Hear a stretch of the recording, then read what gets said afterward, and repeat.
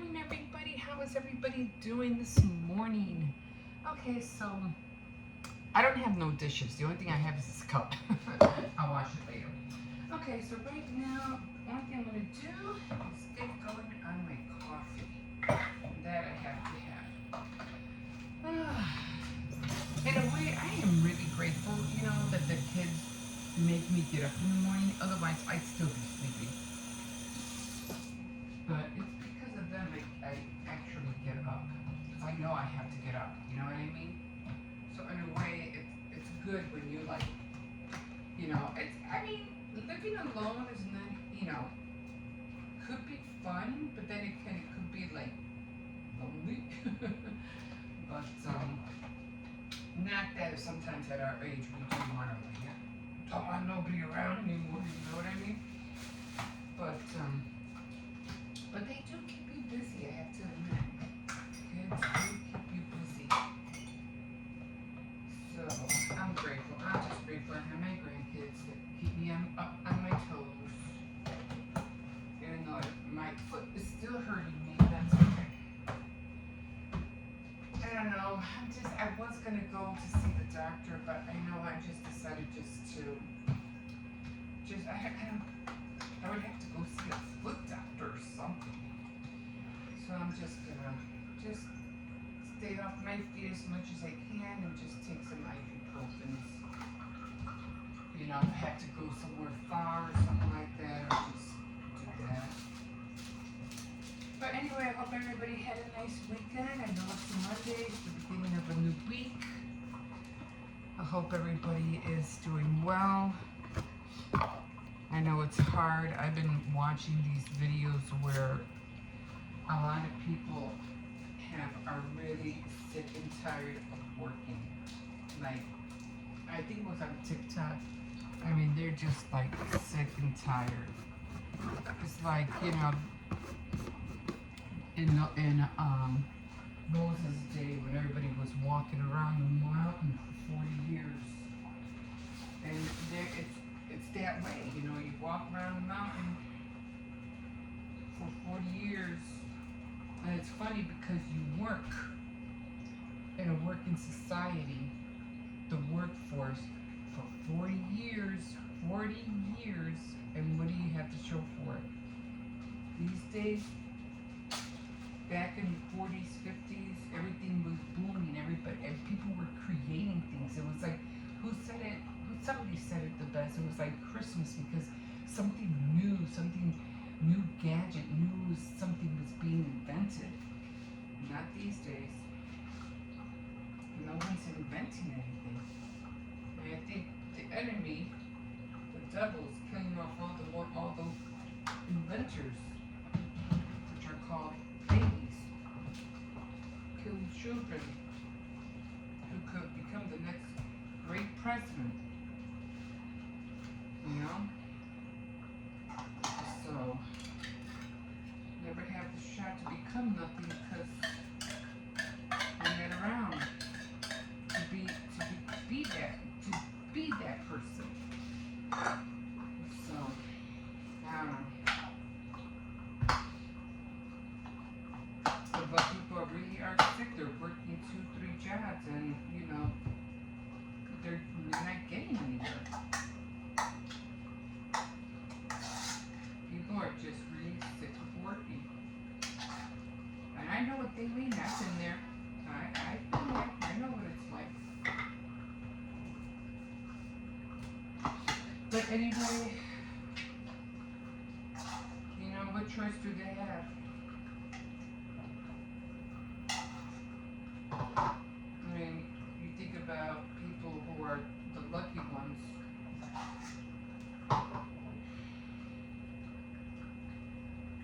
This movie I was watching. I was watching this movie called The Greatest Show Never Made. And it was funny because this guy, he came, I hope you watched it, so you can know what I'm talking about. It was on Prime. But he came from a well family. It wasn't like he was, poor or anything like that.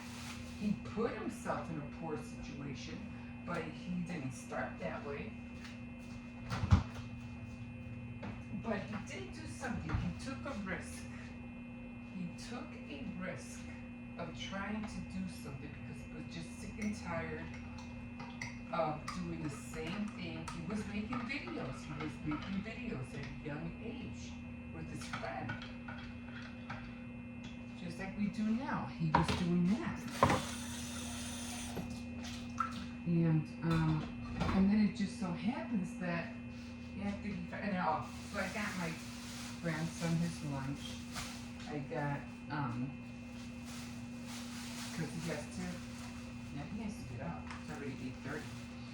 Got his little Capri Sun. Just some cookies. I thought I had Oreos, but I don't have Oreos. And his favorite, his tuna sandwich. So he's trying to save some,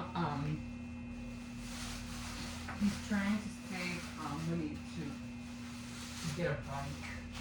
So that's what he really wants. He wants to get a bike. But, and I know he'll get it. But anyway, so this guy, he kind of like, he took a risk, in other words. He took a risk. And he wanted to make a show because in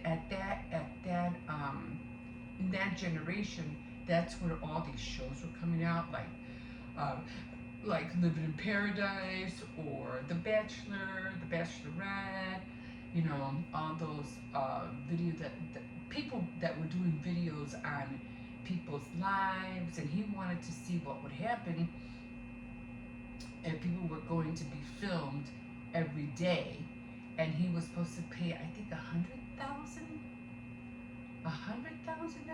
because it wasn't 1,000. It was a lot more than that. Because what is 1,000 these days? Hardly nothing. I mean, you can't even barely pay rent with that. Anyway, so it was for a lot of money, and he wanted to follow people. And when the people arrived, you know, at that destination, there was no camera crew. There was this one guy where he did have a camera, but that was his camera because he was filming it. Not that the guy who started this thing had any film crew or nothing. So anyway, he ends up faking it. Like, well, not really faking it, because he wanted to see what would happen. He took a risk. And people did come out. People did, you know, become contestants. And he ended up getting a room full of people. And these people were outraged. They were mad and everything because everything that they thought was going to be wasn't. They wanted to kill him. You know, because they, you know, they gave up a lot for their, you know, to, you know, getting passports and everything, because it was London, just to do this thing, and to find out it was a big farce.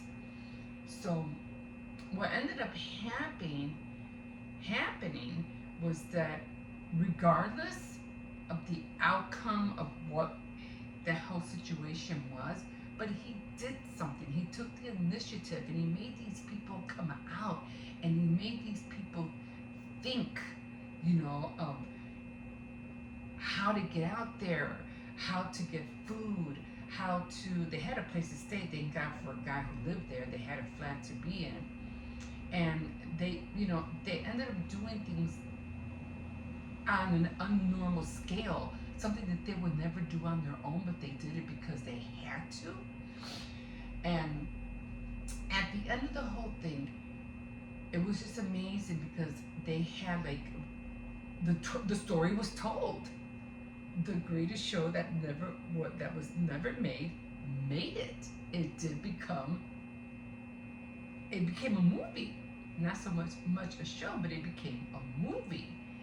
And even the people in there became famous because when they would walk down the street, the people would say, "Hey, aren't you the one from the Greatest Show Never Made and blah blah blah? They became, they had fans. They were, oh, they wanted to say hi and everything.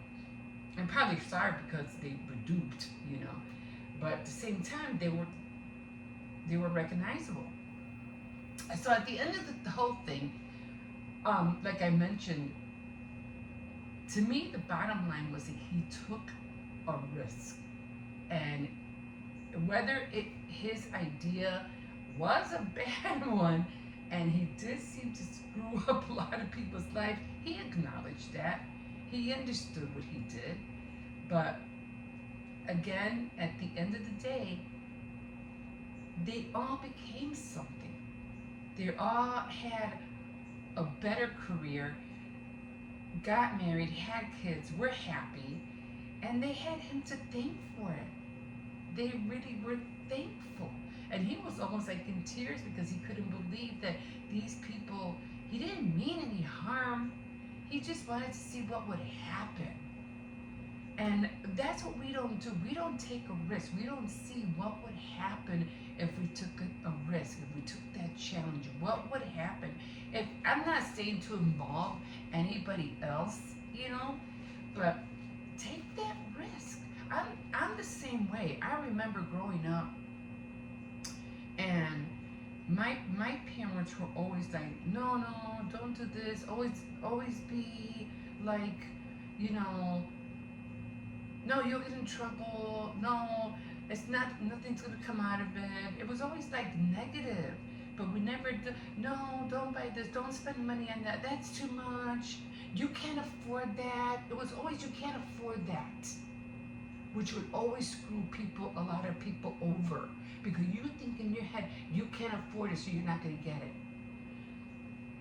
And sometimes, which a lot of people do, they make investments. Why? Because they know, they might lose it all, but they might get a lot back. That's the risk. You don't know how many people have invested in stocks and bonds, and they can lose it all, like within minutes. But then again, they can have so much more, So that's how we grew up, and then finally. At one point, I'm very thankful for my husband, because he showed me that. He showed me, get it. If that's what you want to do, get it. If that's what we need for the kids, let's get it.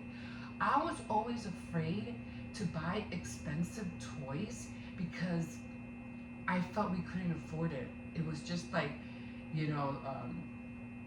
all these new toys that came out for the kids and the games, and I wanted them to have it. I couldn't afford it. But every Christmas when the holidays came, I felt so like I let my kids down, because my husband would help me out with a substantial amount. Here, buy the kids this, and I would end up buying the cheapest thing. And I'm like, why did you do that? Oh, to make the money stretch. But it didn't make them happy. It didn't make them happy at all. And you don't know the tears I've cried because of that. But that's a story for another day. But again, we don't take that risk until finally my husband made me realize, if you want something, and if you want something good, you're gonna have to pay for it. And we started, we wanted, when cable came out, he jumped on it. Let's get cable. When computers came out, let's get a computer. When laptops came out, let's get a laptop. When these big screen TVs came out, let's get one of these big screen TVs. He was always ready to jump on the new technology of a new item that came out. He was always ready to have it. My kids, when they were little, had all the consoles back in the day. Dreamcast, Nintendo, PlayStation. It was like they were the first ones on the block that had the new thing that just came out. kids would come over and they're, oh wow, you have this, oh wow, you have that. They had so many games to the point where some people down the street found out and they robbed us. They literally came in through our back door and took our console, and I think it was the Dreamcast and a lot of videos because they knew what we had. But that's okay because we just got more, and but the whole point of the story is don't let people scare you or think you can have what you want. Yes, you can.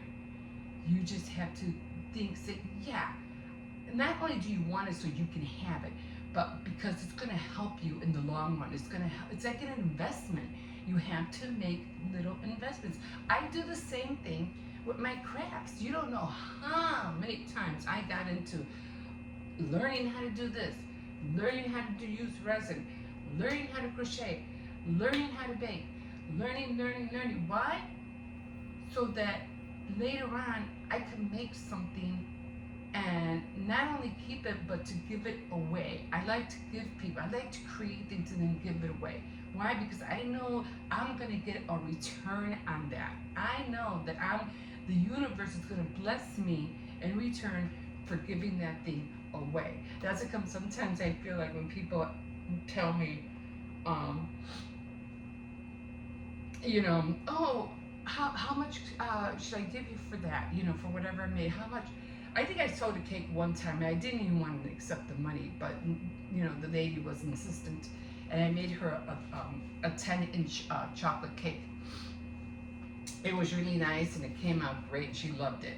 But my husband said, no, take the money. You worked for it. And I was like, you're right. But other times people would say, oh, how much can I give you? How much do you want for this? And I would be like, no.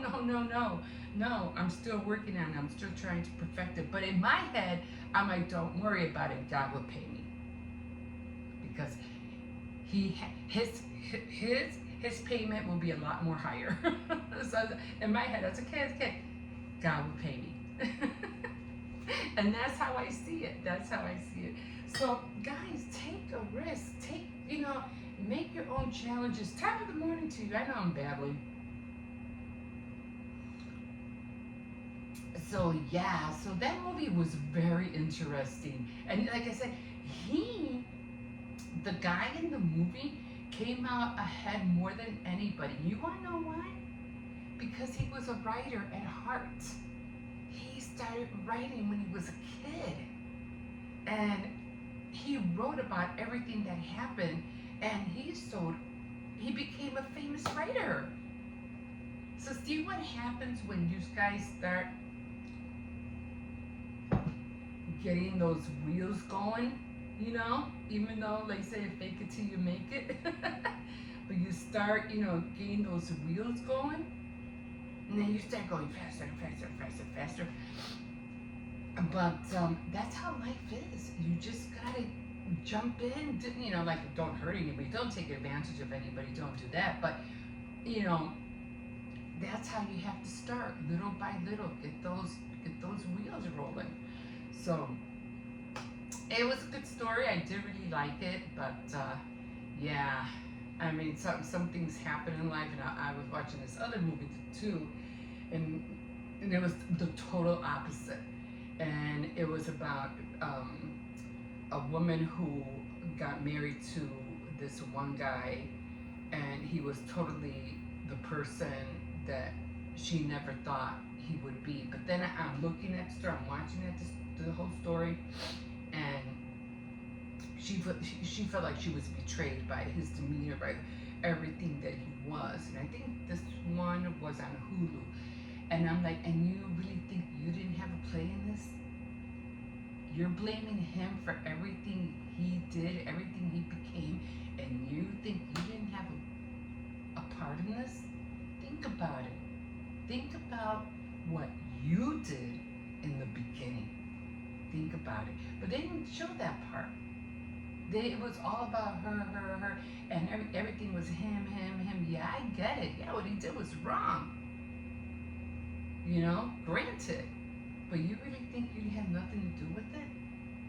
Anyway, it was called Betrayal. I don't know if you want to check that one out. Anyway, I'm still babbling. I don't know why I'm watching these kind of shows. I don't know. But maybe it's to open my mind. Maybe it's for, maybe God wants me to see something that other people are not seeing. I don't know. I just want to watch a good haunted movie, you know. And I can't even find that. A nice ghost movie, a nice haunted mansion, you know. Thriller. No, nothing. I end up watching still Stranger Things. Oh my God.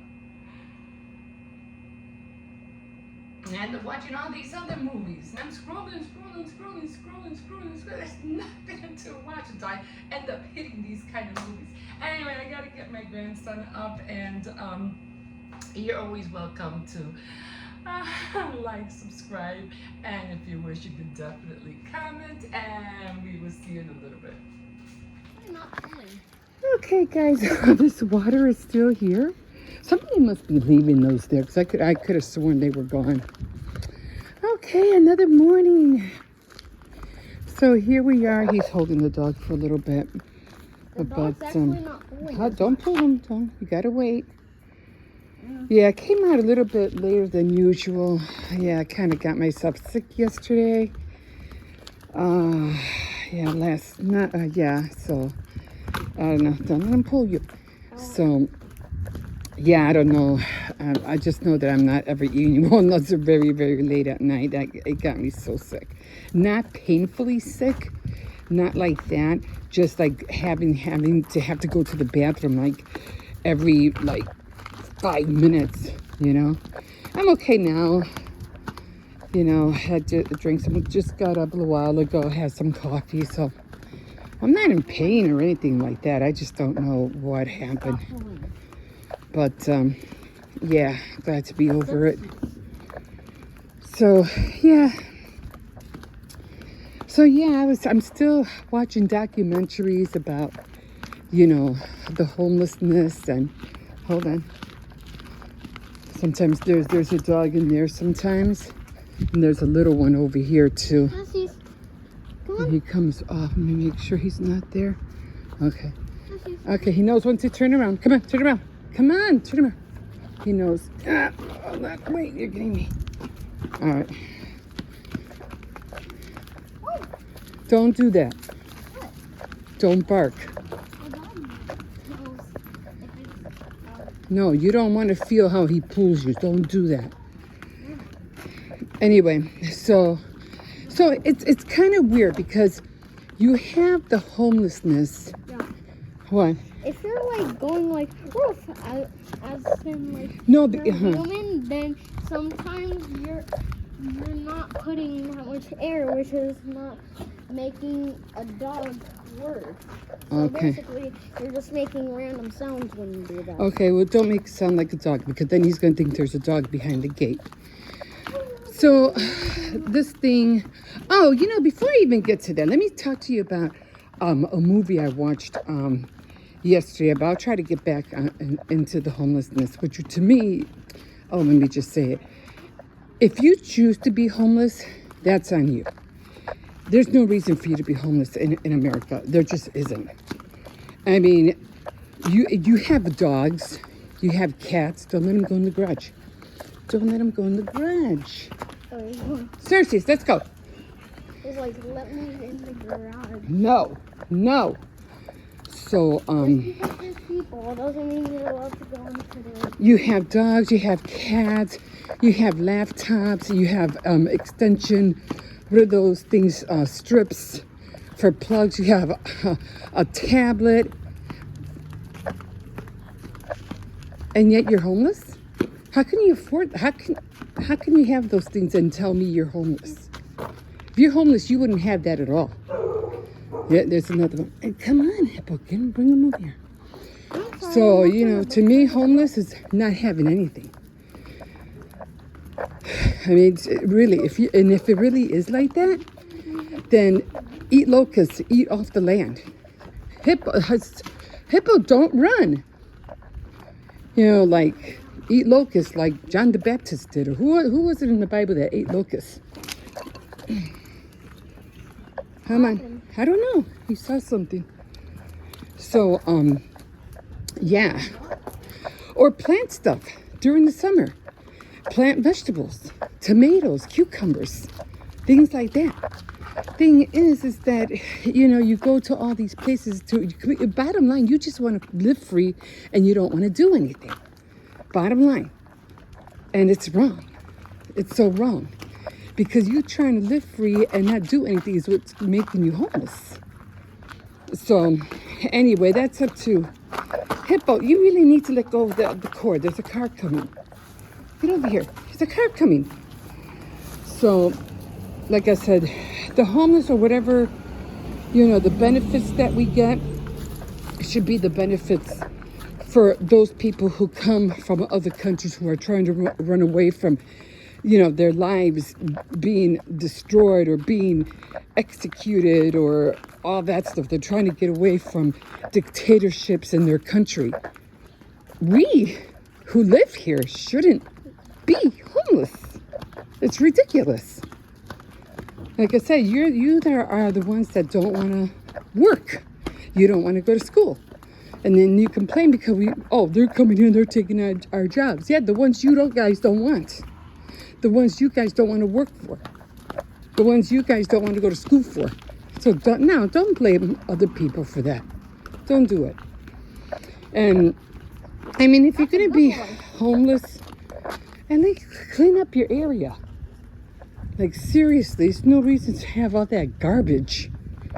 You know, you'd be surprised. Come on, Hippo, I gotta get back. Come on, Cersei. Oh, the movie I was watching, it was called, give him a second. You're the one that's telling me to Well, because I don't know what he's doing, and I don't know what you're doing. Okay, so it was called The Greatest Show Never Made. And it was pretty cool because it was about this one guy who pretended he was making a show, and he got all these contestants who, it was on Prime, to join him into this, you know, like, you can live off $100,000 a year if they film your whole life during the year. But it wasn't really like, I don't know, it was kind of weird how he said the finances were. But it was like a show that was like, you fake it till you make it kind of show. And that's what he did, because he wasn't no producer. He wasn't anything. And then these contestants ended up giving everything up, their careers, you know, their jobs, you know, leaving their families, because they wanted to win this 100,000, I think it was, you know, money for them living for a year. You know, them watching, get them away from the garage, getting them, you know, filming everything they do for a year. And it ends up being, it was just this one guy who was really bored with his life. He didn't come from a bad family. He came from a decent family, and he was just, you know, I guess he was just a little bit ahead of his time, and he just wanted to do something different.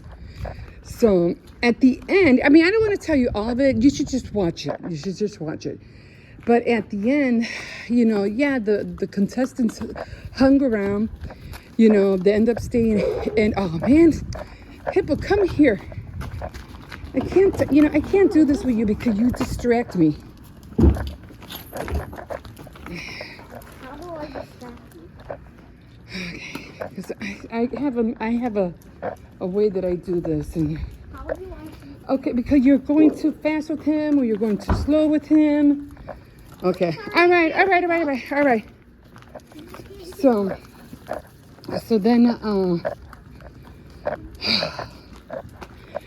then the one who made out at the end was, just bring him inside.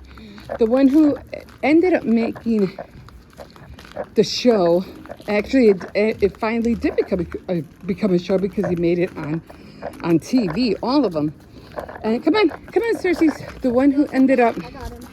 who ended up making it. I mean, they all did. They all became thankful because otherwise they wouldn't have had.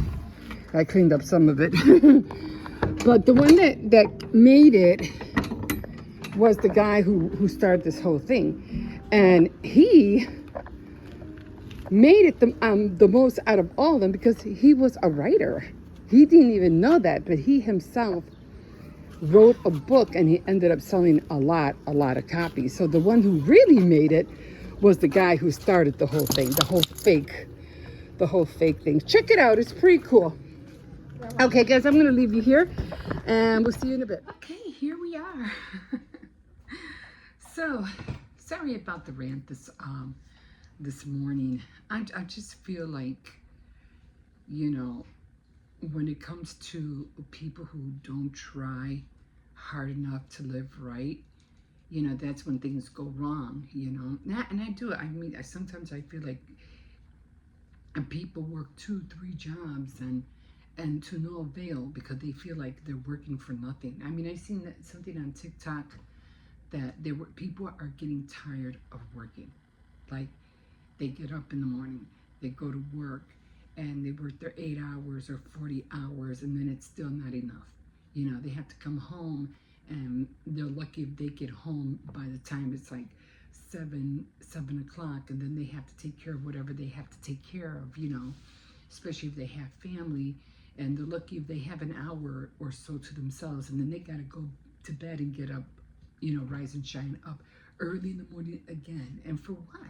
There's no, like, you're not happy about it, and it's never enough to pay the bills, the rent, you know, your phone, food, all that stuff. It's just not enough, you know. So what do you do? What's the solution, you know? And I think that's what we have to. I love the tent idea. I really do. I mean, there's just so much people could do living in a tent, because I'm always watching these camping vlogs, and I'm like, it really is doable. Of course, you have to be careful if you're doing anything with fire, because you could burn the tent down. You know, you have to be really, really careful. I mean, people could live in, especially in warm areas, warm weather, where it's warm year round. You can actually live comfortably in a tent. I mean, even if you have to add multiples to a tent for you and your maybe kids, but it is doable. And now they're coming out with these tiny homes that you can buy. So it is, instead, remember how back in the day, we used to go big or go something? Go big or go home. And remember, we used to do everything. Remember the big gulp? Everything was big. But it was because it was affordable. And it was like, you know, everybody wanted big things. But now it's like, it's the opposite. We're going tiny for less. You know, and it just doesn't make any sense, you know.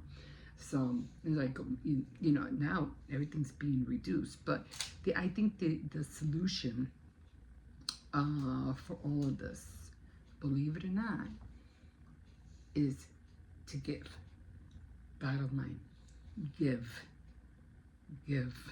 And you'll definitely see a return in your life when you give and be grateful for what you have. So, okay, enough of that. Let me show you what I am eating this morning. I got my table back.